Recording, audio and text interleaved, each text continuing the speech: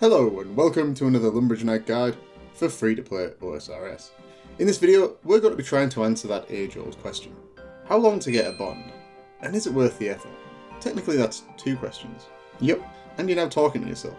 Indeed I am. Calling all potential squires and knights, the Lumbridge Knight needs you. As per the video introduction, I have spent the last few weeks looking into the whole bond situation to try and decide if it's still worth the effort to grind out a bond in free-to-play OSRS, given that they are now pretty much as expensive as they've ever been at the 14 mil mark. To start with, I gave myself 10k coins, as this is how much a player gets from completing the Stronghold of Security. If you need to know how to do that, then check out the link to my video on screen now and in the description. I also picked an account that's basically finished free-to-play and is around base 40 in all of the free-to-play skills. This being a level set that's easily obtainable by the free-to-play endgame. I'm also going to work to a rough maximum playtime of around 4 to 5 hours a day, split between 2 or 3 sessions. The splits being necessary to account for the GE's buy and sell times, and item buy limits. And lastly, I had to look at using some of the money making methods in anger, and then sort the wheat from the chaff. My methods of choice being pie shells, brass keys, beers, anti-dragon shields, cowhides to leather, and of course, high level alchemy.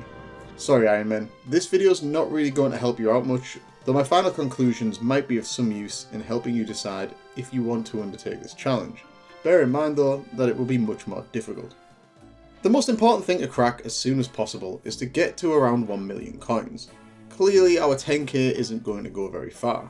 So based on my experience and my latest money making guide 3.0, see the seamless plug of my own video there, I think pie shells will make the best profit for the least amount of effort.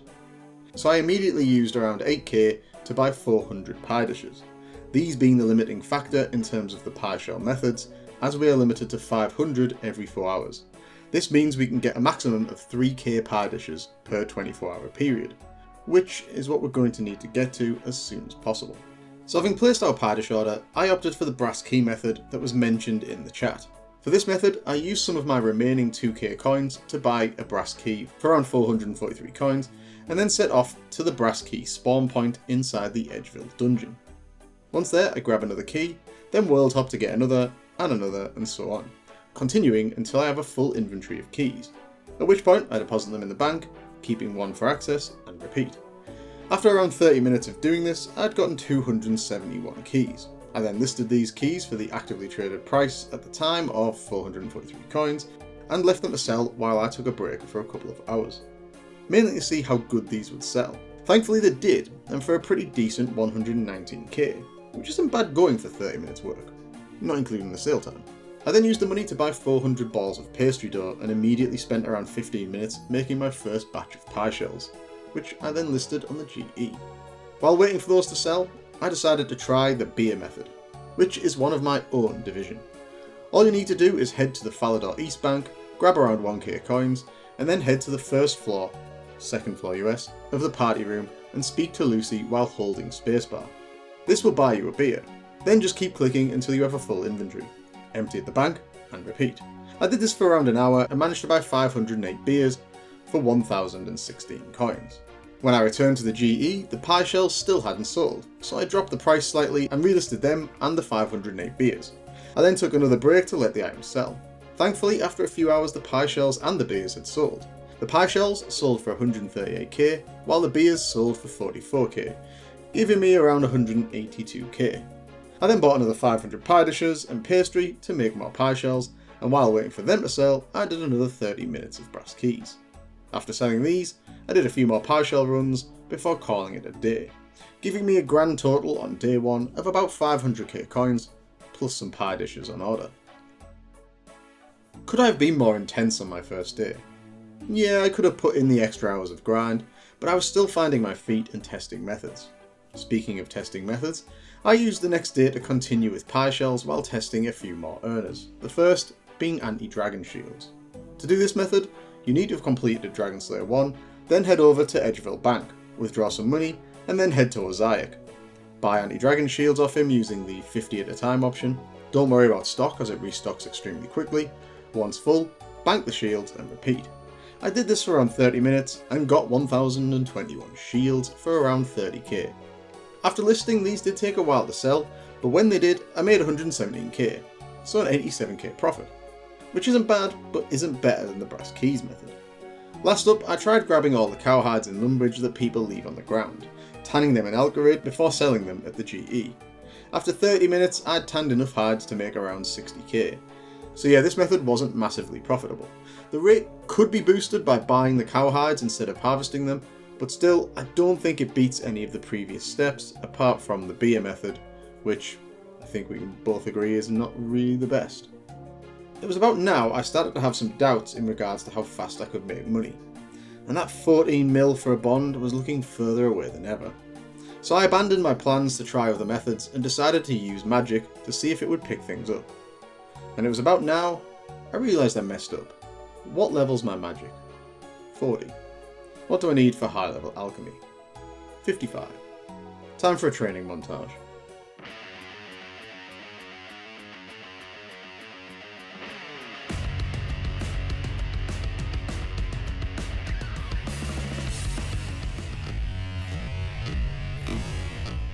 With that out of the way, I was ready to high alch the crap out of the GE items. I jumped onto OSRS Wiki to check the profitable items list and then started using my meagre amounts of spare money to buy some of the recommended gear.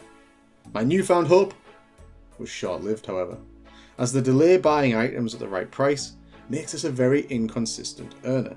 You can buy things like iron plate bodies which double your money, but they do it at the expense of a lot of clicks, and I'm not about high click intensity. With realisation starting to hit home, I started to chalk up the numbers to see how long things were actually going to take. Please like the video and support my content. Thank you, noble knight. Math don't lie, as the Americans say, or maths don't lie, as the British say. Once we've hit our 1 mil coins, which takes a day or so, we can do 3k pie shells a day, giving us an estimated profit of around 720k coins per day, depending on GE prices. Doing this means ensuring you always have at least 500 pie dishes on order. That way, every 4 hours you will auto buy the max amount, and as long as you do this, you can log in whenever you want, buy some pastry, and then make some pie shells. That said, this alone will take you 19 days plus our setup time, so let's say around 20 days of average play, and by play, I mean coin grinding. We can boost the daily figure by around 300k if we spend an hour and a half a day getting brass keys. Soul destroying, I know, but needs must. This gets us just over 1 million per day from about 2.5 hours effort, putting us at about half of my 5 hours a day maximum. To further boost the rate while getting the keys, assuming we have enough spare coin, we should be buying items to high alch. We have to be really careful when doing this though, as price fluctuations can really hurt our bottom line, and I made the mistake of upping my buy price to get items quicker, only then to realise I lost my profit margin as a result. We also need to balance our 2 remaining GE slots between selling pie shells and brass keys and buying items to high alch. But if we keep this up, I think we can probably boost our daily figure by another 200k plus, by using our remaining time to gather keys or shields, as well as buying items to high alch.